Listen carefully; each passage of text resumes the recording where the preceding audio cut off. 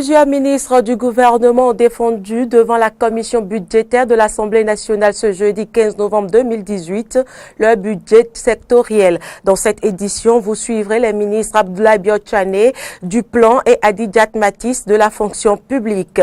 Tournée du directeur général du Fonds des arts et de la culture ce jeudi 15 novembre 2018 au profit des acteurs culturels béninois du département de l'Atlantique. Au cœur de cette rencontre, la nouvelle politique de gestion de ce fonds. Et puis, les dirigeants de l'Union européenne et de l'Afrique du Sud se réunissent à Bruxelles pour examiner les relations et discuter des moyens d'intensifier et d'élargir leur coopération.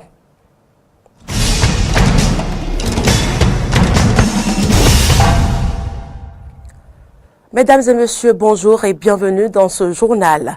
Je l'annonçais dans les titres, les ministres ont commencé ce jeudi leur balai devant la commission budgétaire de l'Assemblée nationale en vue de défendre chacun en ce qui le concerne son budget sectoriel. C'est le ministre d'État chargé du plan et du développement, Abdoulaye Biotchane, qui a été le tout premier à plancher. Il a d'abord mis l'accent sur la mission dévolue à son département ministériel avant de faire aux députés des grandes actions prévues pour 2019 avec son budget qui est évalué à environ 14 milliards 200 millions. Suivons ici les explications du ministre d'État Abdoulaye Biotchane juste après sa présentation.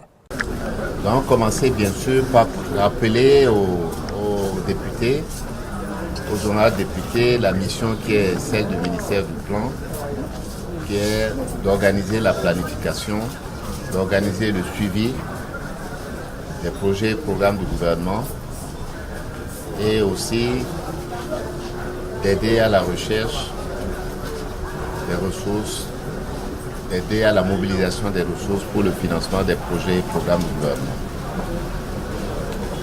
Dans ce cadre, le budget général de l'État a prévu pour 2019 des ressources à hauteur de 14 milliards d'euros pour le ministère du Plan et du Développement. Des ressources qui sont destinées d'abord bien sûr au fonctionnement du ministère, mais aussi à un certain nombre de projets spécifiques développés par le ministère. Pour 2019, nous aurons essentiellement 6 projets, dont vous le savez très bien, le projet le plus connu aujourd'hui du ministère, le projet Bénin Taxi. On fait également aux députés l'état d'exécution du budget 2018 au 30 septembre 2018 qui montre qu'effectivement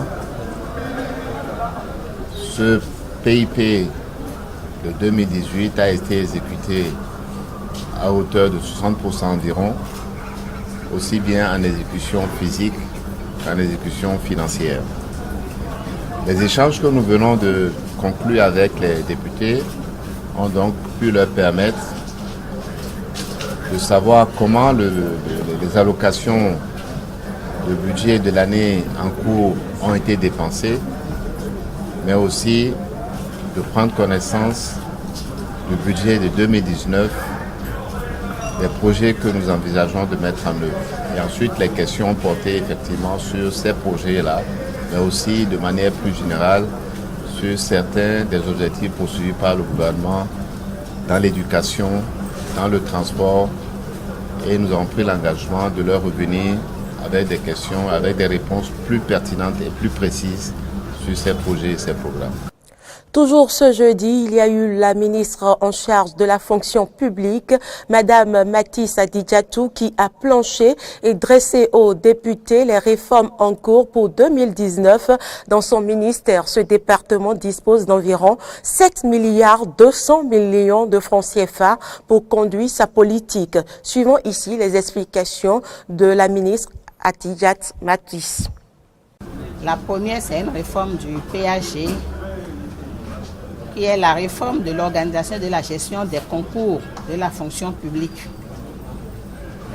Cette réforme a consisté à élaborer un manuel de procédure et à informatiser le circuit de l'organisation des concours de la fonction publique par la voie de l'informatisation. Si bien qu'au jour d'aujourd'hui, le seul critère de réussite au concours organisé par la fonction publique, c'est le mérite. Comme je l'ai dit aux députés, c'est d'ailleurs le système qui procède au classement compte tenu des notes. Et nous nous arrêtons à l'effectif que nous voulons recruter. Donc, il ne faut pas que les agents, il ne faut pas que les citoyens condamnent leurs parents, ministres, députés, les DG qui ne leur trouvent pas de place à la fonction publique. Désormais, nous sommes écartés de l'organisation des concours frauduleux. Vous travaillez, peu importe que vous soyez un enfant de riches, de pauvres, d'industriels, de paysans, d'analphabètes ou d'intellectuels, vous travaillez, vous réussissez. C'est le seul critère désormais. Donc je crois que là, nous avons vraiment gagné le pari, mais nous continuons de travailler sur le système pour le rendre totalement transparent. Il l'est déjà, mais on continuera d'y travailler. Il y a ça. Ensuite, comme vous le savez, dans un passé récent, le ministère du Travail et de la fonction publique ressemblait à un petit marché où les agents de l'État quittaient les différents départements à la recherche de leurs actes. Aujourd'hui, nous avons fait un travail qui nous permet à l'apparition des actes de les mettre en ligne. Donc les agents de l'État, où qu'ils se trouvent, peuvent tirer leurs actes. Il y a d'abord une plateforme de consultation. Lorsque la plateforme est consultée et que l'agent de l'État constate qu'il y a un acte qui est apparu à son profit, il peut tirer cet acte-là. Donc ça permet aux agents d'économiser les frais de voyage. Ça réduit aussi la corruption. Donc nous avons passé à la forme de l'informatisation. Et aujourd'hui, nous avons conçu un certain nombre de modules sur la gestion de toute la carrière des agents de l'État. Mais nous avons commencé avec l'avancement automatique. Cap sur le département du Mono où les dignitaires du culte vaudou des communes de Lokossa, Khoyogbe et Bopa ont organisé ce mercredi 14 novembre 2018 une séance de prière pour la paix et pour soutenir le chef de l'État, Patrice Athanase Guillaume Talon, dans ses réformes. Cette séance de prière a connu la présence de l'honorable Dakwe Sossou qui s'engage à faire percevoir davantage aux adeptes et dignitaires du culte vaudou de la 18e circonscription électorale, la place prépondérante des religions endogènes dans le programme d'action du gouvernement. Jonas Bochi nous fait revivre cette séance de prière à travers ce reportage. Les dignitaires, têtes couronnées et adeptes du vaudou du département du Mono n'entendent pas être du reste dans la mobilisation requise autour du président Patrice Talon pour la réussite des réformes qu'il a engagées pour la nation béninoise. C'est ce qui justifie leur mobilisation ce mercredi 14 novembre 2018 au palais de Sosagedengue à Khoyogbe pour une séance de prière à l'intention du chef de l'État et de tout son gouvernement. Nous devons mettre en tête que si le gouvernement du président Patrice Talon échoue, c'est tout le Bénin qui a échoué. C'est pourquoi, en tant que religieux et chefs traditionnels, les dignitaires vaudous du Mono implorent Dieu et les membres de nos ancêtres à garder le chef de l'État et tous les ministres du gouvernement sous leur protection, leur accorder une parfaite santé et les éclairer chaque jour afin que les actes apposés par ceux-ci soient des actes qui garantissent un mieux-être au peuple béninois et par ricochet des actes qui vont permettre à notre pays, le Bénin, de connaître un véritable et durable développement. Cette séance de prière a été placée sous l'autorité de l'honorable Dakwe Sossou et vu la place qu'occupent les religions endogènes dans le programme d'action du gouvernement, Dakwe Sossou promet revenir très prochainement à Khoyogbe pour le faire savoir aux dignitaires du vaudou. La culture vaudou, cette culture de religion endogène, si vous préférez, a une place importante dans le programme du gouvernement Talon. C'est pour cela que j'ai promis dans mon message de revenir le 9 janvier 2019 expliquer avant que le 10 tous les adeptes se branlent vers Grand Popo pour faire leur fête traditionnelle. Mais en attendant le 10 janvier prochain, des libations et sacrifices ont été faits aux diverses divinités afin qu'elles puissent veiller sur la nation béninoise et son président, Patrice Talon. Culture toujours, le directeur général du Fonds des Arts et de la Culture a entamé une tournée au profit des acteurs culturels béninois. Gilbert Déou Malé a clarifié à ceux du département de l'Atlantique ce jeudi 15 novembre 2018 à la Maison des Jeunes d'Abomey-Calavi la nouvelle politique de gestion de ce fonds. En présence du directeur départemental de la culture de l'Atlantique, le DG FAC a mis tous les acteurs culturels de Soava, d'Abomey-Calavi et de Zé au même niveau d'information par rapport aux réformes et aux attitudes qu'ils doivent adopter dorénavant. Nous vous invitons à suivre un extrait des propos du directeur départemental de la culture de l'Atlantique et ceux du directeur général du Fonds des Arts et de la Culture. Ils sont tous au micro de Aristide Setti et de Fiacre Voitan.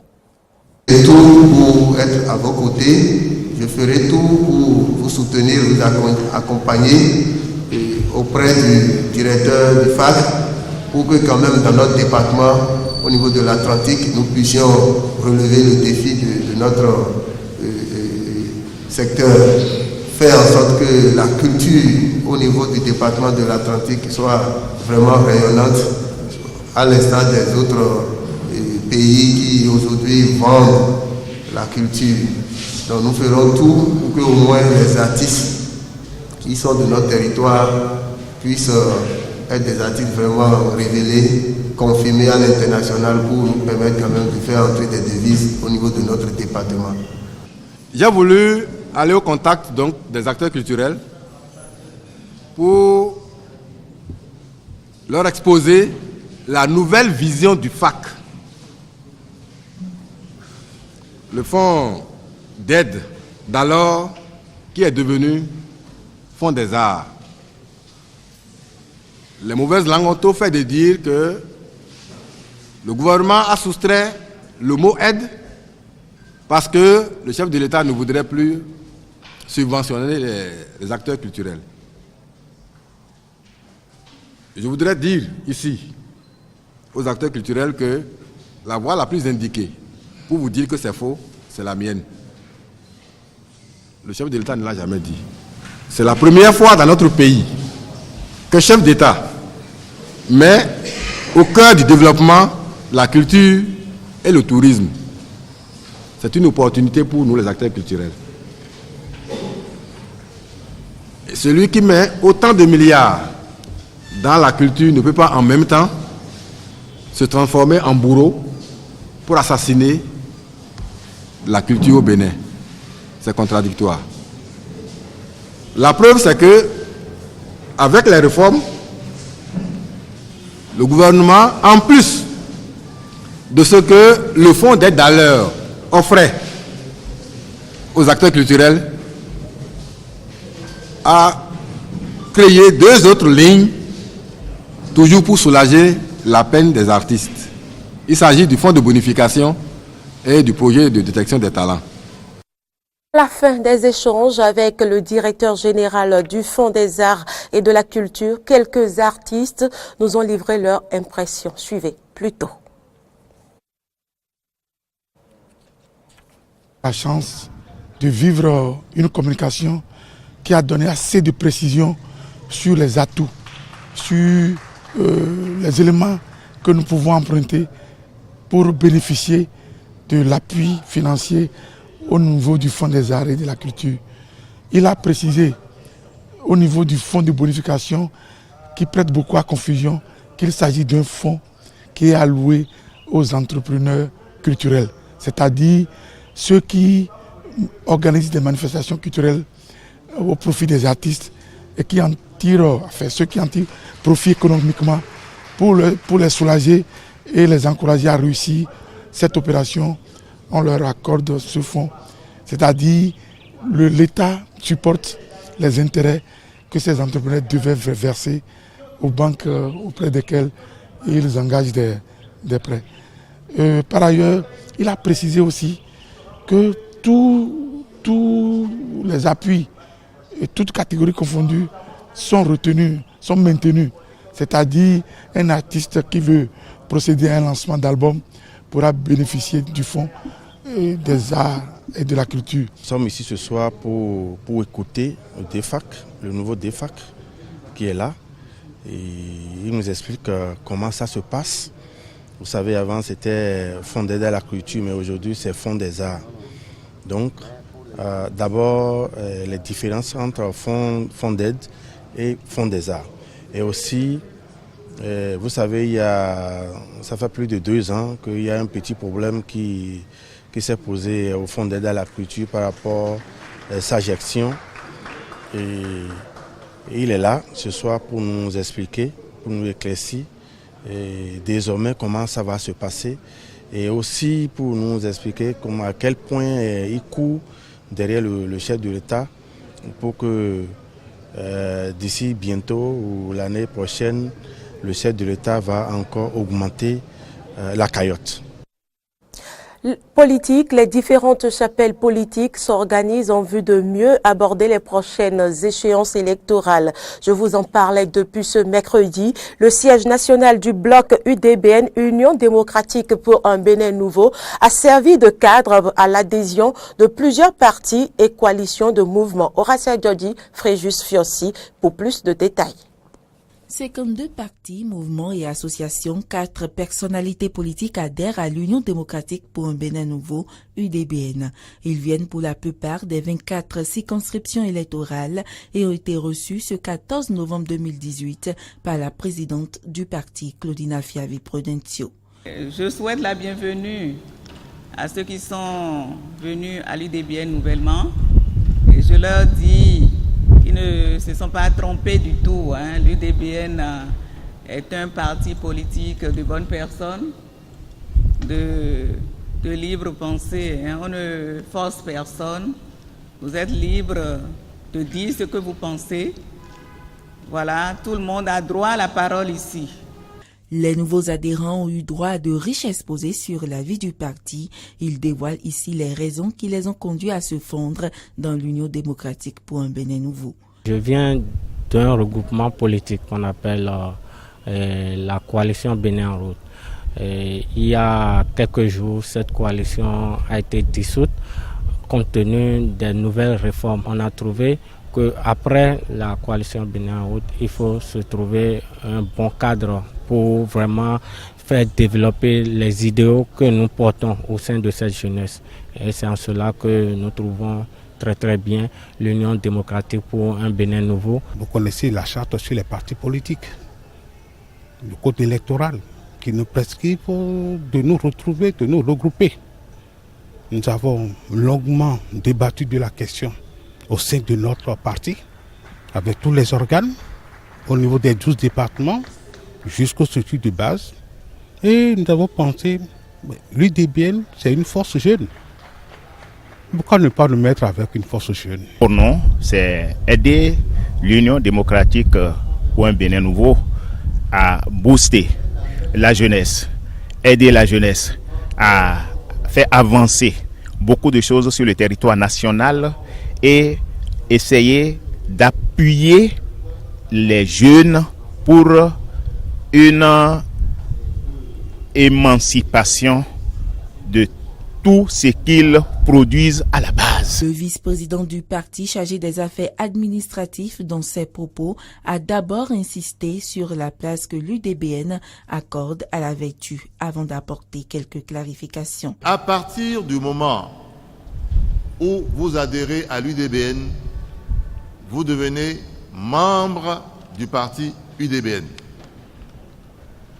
Les associations, partis et mouvements auxquels vous apparteniez n'existent plus pour l'UDBN. Il faudrait que ce soit clair pour tout le monde.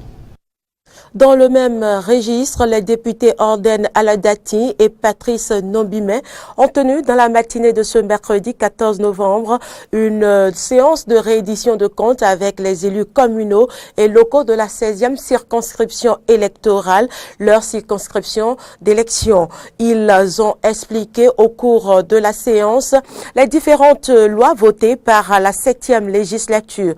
Compte rendu, Carnot François Rungwade-Ranto, Fiacre, Voitan. Séance de réédition des comptes ce mercredi 14 novembre 2018 à l'Infosec des députés Orden Aladati et Patrice Nombimé avec les élus locaux et communaux de la 16e circonscription électorale, leur circonscription d'élection. D'entrée, l'honorable Patrice Nombimé a d'abord évoqué les raisons du retard de la tenue de la séance. Nous sommes restés jusqu'à 3 heures du matin. Il n'y a pas cet article que je n'ai pas critiqué. Et finalement, après explication, je vote. C'est vous dire, si vous avez à cœur la liberté des Béninois, vous êtes obligé d'être présent à toutes les séances. C'est ce qui explique notre retard pour faire la reddition des comptes. L'honorable Orden Aladati, quant à lui, a rappelé les différentes lois sur lesquelles la 7e législature, à laquelle ils appartiennent tous les deux, a travaillé. Et nous avons voté 2 lois essentielles. La charte des partis politiques, le code électoral. Il reste une loi dont la proposition est déjà déposée sur la table du bureau de l'Assemblée nationale, sur le financement public des partis politiques. Pour que les partis qui respectent un certain nombre de conditions, à des périodes déterminées, le budget national puisse leur donner une dotation pour leur permettre de fonctionner et pour leur permettre d'assurer leur rôle de formation des militants. La séance s'est achevée par des réponses qui ont été apportées aux questions posées par les autorités locales et communales présentes. La 14e réunion annuelle des Académies africaines des sciences a connu son épilogue ce mercredi 14 novembre 2018 à Cotonou. À travers un point de presse, les responsables ont rendu public les grandes résolutions issues de ces assises. Voici un extrait du point de presse donné à cet effet. Ce sont des propos recueillis par Espoir Oumabou et Denis Maroya. 3 présentations au meublé ce panel. La première présentée par le professeur Suzanne Veltman, directrice de la plateforme africaine de libre accès à la science, African Open Science Platform, a fait l'état des lieux de la question. Elle a montré les limites de l'accès aux informations et données scientifiques sur le continent et posé le problème de la propriété intellectuelle dans le partage des données scientifiques. La deuxième présentation, faite par le professeur Marisha Fetene, directeur exécutif de l'Académie éthiopienne des sciences, a porté sur le rôle des académies dans la promotion du libre accès à la science. La dernière, présentée par le professeur Jean Kossi Ganglo, a porté sur les progrès de la science en Afrique à travers le Global Diversity Information Facility, GBIF. Le communicateur a déploré la faible disponibilité des données sur la biodiversité africaine, environ 2% seulement.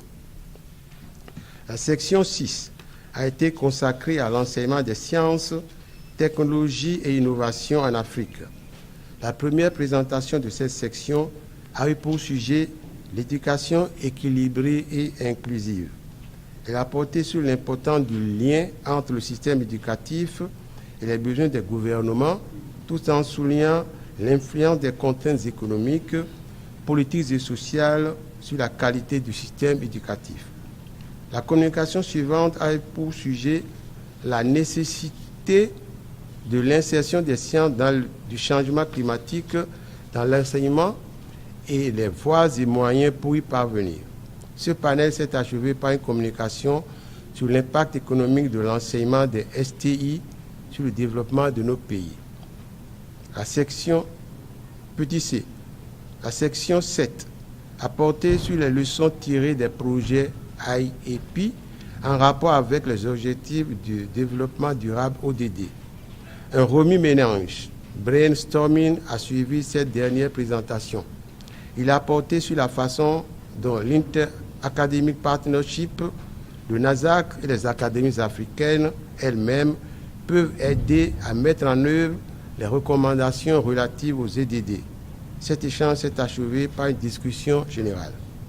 À l'issue des différents travaux, le professeur Norbert Okonou, président de l'Académie nationale des sciences, arts et lettres du Bénin, a prononcé une allocution de clôture dans laquelle il a remercié tous les participants et ceux qui ont contribué à l'organisation de la 14e édition de l'AMASA.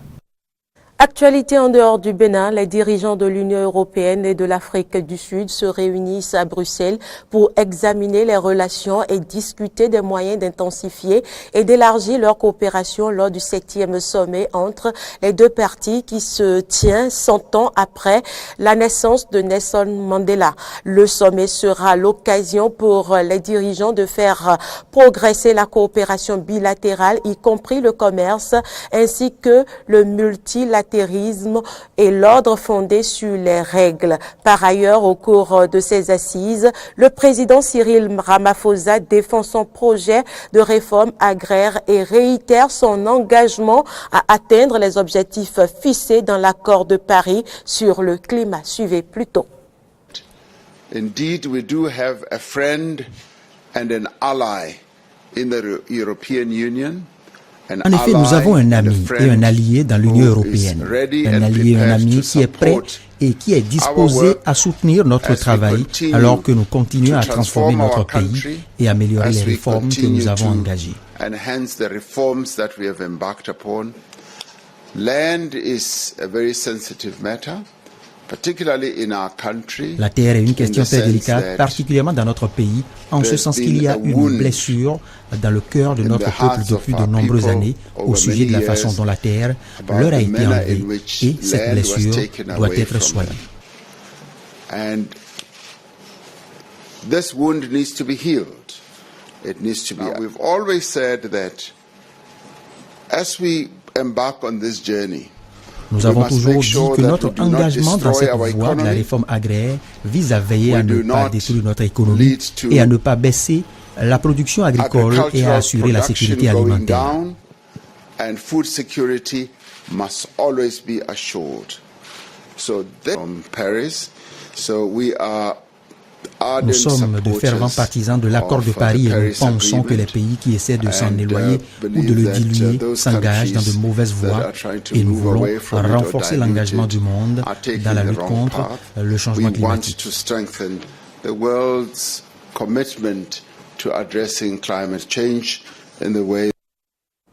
Fin de ce journal, merci de l'avoir suivi et merci pour l'attention.